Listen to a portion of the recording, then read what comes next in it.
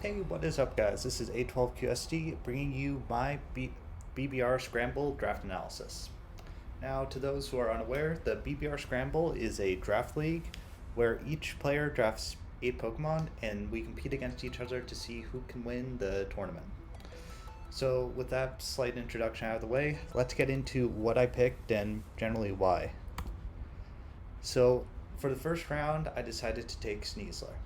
Now, I know this may have been a little bit early for Sneasler considering what else was legal, but this is a Pokemon which I really wanted to use because it has massive attack, massive speed, and is overall a great win condition towards just in general.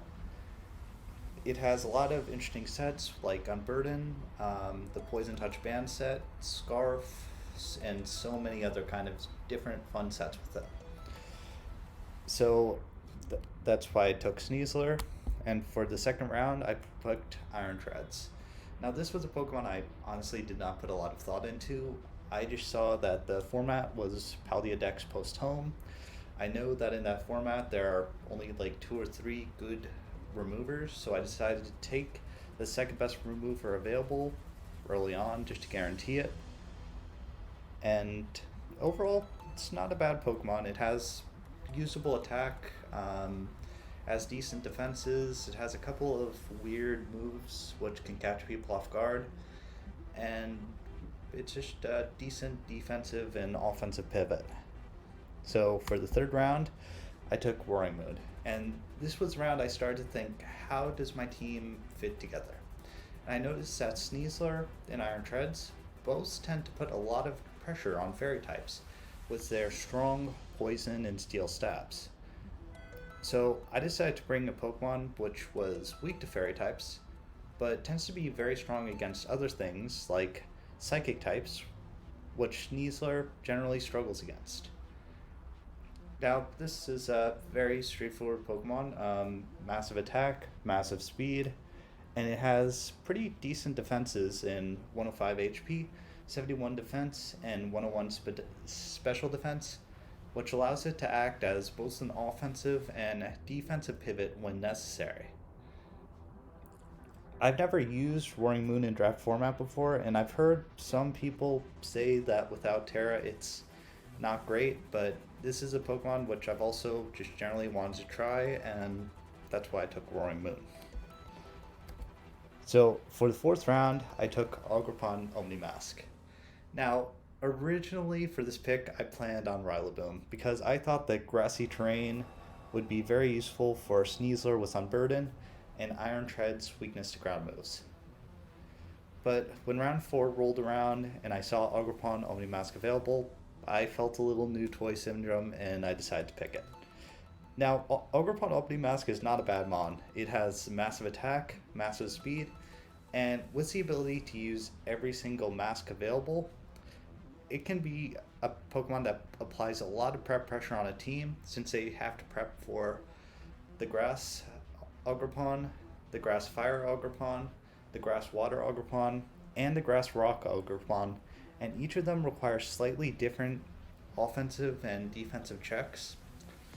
So while my team may have been better off if I went with Rillaboom like I originally planned, I think Agripon will overall be a strong addition to the team. It also provides a key ground resist just because my team was starting to get a little ground weak, and I think it's going to be a solid Pokemon.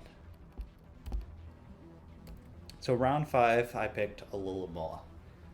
This is a Pokemon I've drafted before, and I've generally enjoyed how it plays. I understand it's very defensive, but it can act as a nice emergency check to certain threats the opposing team has. It can also apply some unique prep pressure, since players tend to like bringing Substitute against Alomomola, because that's one of the easiest ways to beat it. But if they're running Substitute, that means they're running one move less than they could have.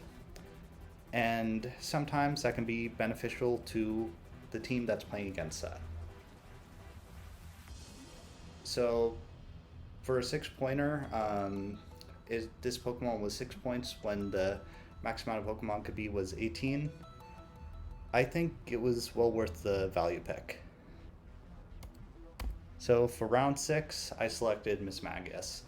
This is another Pokemon which it applies a lot of pressure. It's a decently strong ghost type, so if the opponent doesn't bring a dark or a normal type, they could be in trouble if I decide to bring Spix Miss Magius. And there's a lot of benefit to my team if the opposing team brings a normal or dark type, is because Sneasler is very, very good at punishing those.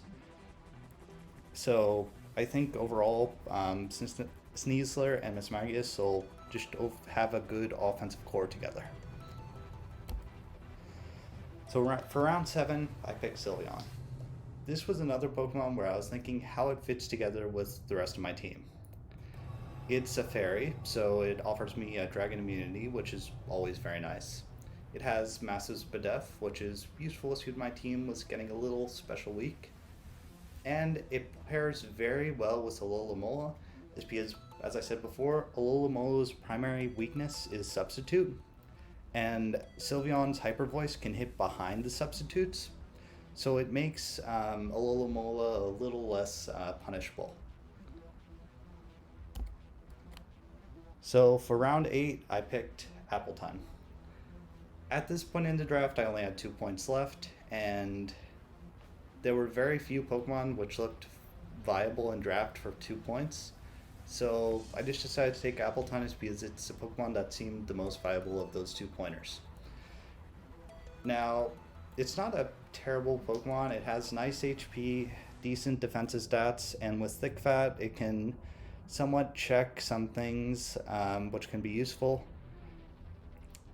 But this is a Pokemon I know very little about. I know that its signature move is somewhat useful in that it lowers the opposing Pokemon's Spadef, which could be useful.